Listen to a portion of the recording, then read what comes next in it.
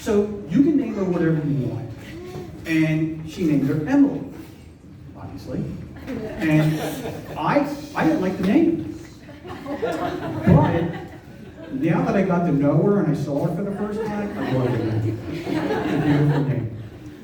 When Emily was born, and by the way, the OBGYN was old school and didn't let me get south of the border and cut the umbilical cord. So when she handed Emily to Patty, Patty and I cried. And we haven't stopped crying ever since. Oh. We got that a little late. The song that Emily and I danced to, the story behind that was when I drove home from the hospital. I remember exactly where I was when I heard that song. Everything I Do It For You by Bryan Adams. And I was on Route 1, right where the Oxford Valley Mall exit is going north. And a tear was brought to my eye. Because, that's every father's dream when you have a girl, to protect her. Everything you do, I'll do it for you. I die for you. I walk the wire for you. And so, Emily was born on September, I'm moving my handle out here. Emily was born on September 5th. My mother was born September 6th. They had a lot in common. Both creative, both determined, both stubborn. But one major thing that Emily and my mother did not have in common was my mother never cursed. Emily never doesn't curse. Always. When she was a tough child, she was very tough.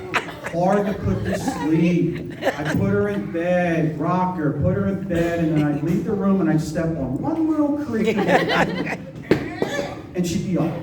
And so she's 5 years old, and Patty and I are going to meet her kindergarten teacher.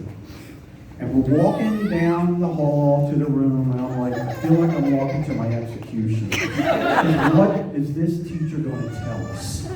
So we go into the room, and we sit in these little tiny chairs, and we're facing the teacher, and the teacher, I think it was Mrs. Baldwin, and she says, well, where do I begin? I'm like, oh crap, here we go. Emily is the sweetest child. She's so respectful. She shares with everybody. And I looked at Patty, and I looked back at the teacher, and I went, are you talking about Emily Savini? She graduated from college. She went out to Mechanicsburg, got a job at grade school 2 hours away from us. It takes a lot of guts. New job, new house, and she had a PPO. That's a joke, by the way, people. That for the people that were on the bus at Kevin's wedding, Emily is a badass bitch. Because I'm sorry, children. She, on Kevin's bus, on the way home from his wedding, she said, I'm a badass bitch. I have a house, and I have a PPO. The night, Health insurance. She got the good. Emily and her friend, I hope this is true, went axe throwing one night. True. And it's true. Jordan. Now, sidebar here. Can you imagine me axe throwing? I probably would decapitate the bartender. So, Emily is there, and her friend Jordan gets a phone call and says, hey, why don't you come over? They're having a party.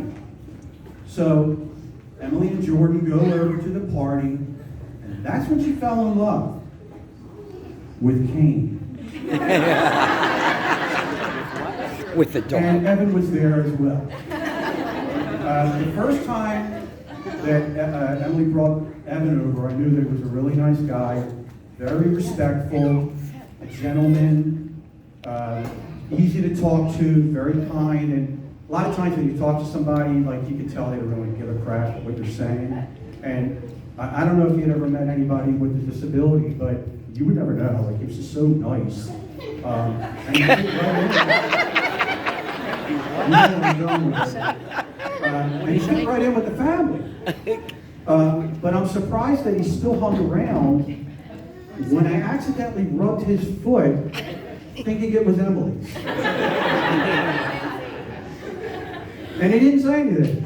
And I thought, Emily, you got big ass feet. But at this time, I want Candy and Patty to stand up and take a bow for doing such a great job, getting everything ready.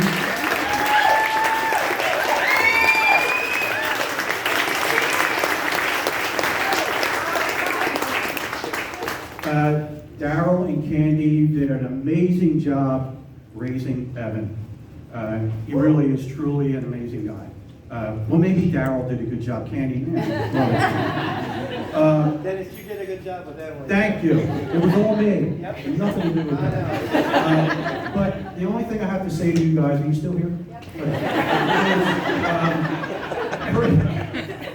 should go on the road. I can say that. Protect one another. Respect one another. Cherish one another.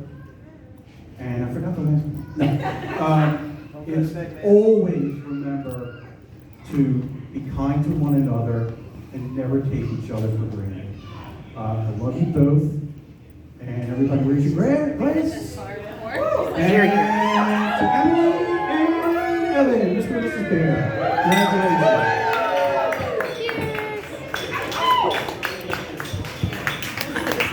Yay!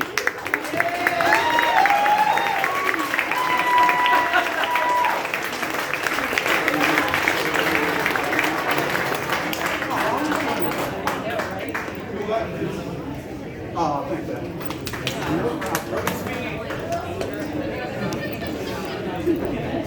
Where am I?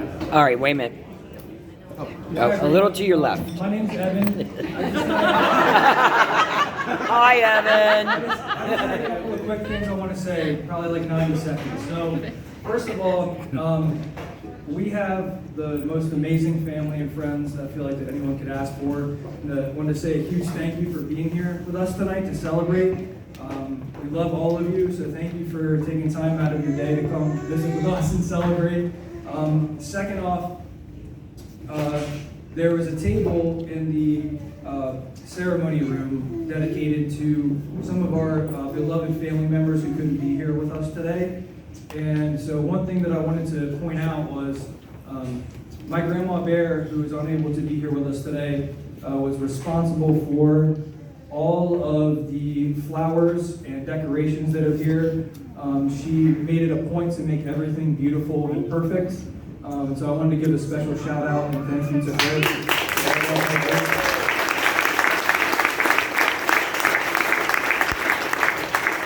So even though she can't be here with us tonight physically, she's at each and every one of your tables, and she's here with us in spirit. So thank you, Grandma. And finally, I have to give a shout out to the handsome fella, the brown boxer in the tuxedo that was at the front of the wedding. He was recently diagnosed with a terminal illness, and we at one point weren't sure if he was going to be able to be here with us today. But he has been an absolute trooper and pushed through. And I don't know if you saw, but he decided to throw up during that ceremony. He made it all weekend and it was good. And we were like, well, why not do it right now? So, but wanted to give a huge shout out to Kane.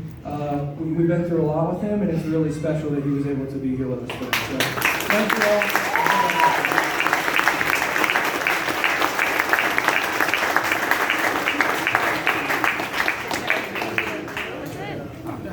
So you're ready for the cake cutting? Cake's ready? Okay. You have chocolate?